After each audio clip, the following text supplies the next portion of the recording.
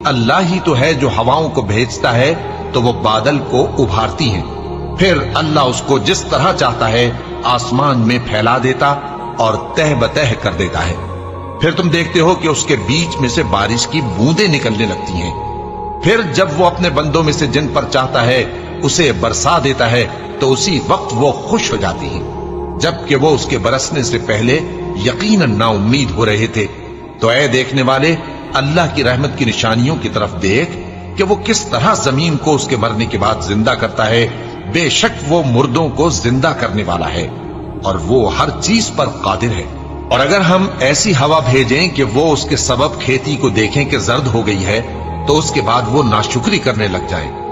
تو تم مردوں کو بات نہیں سنا سکتے اور نہ بہروں کو جب وہ پیٹ پھیر کر لوٹ جائیں آواز سنا سکتے ہو،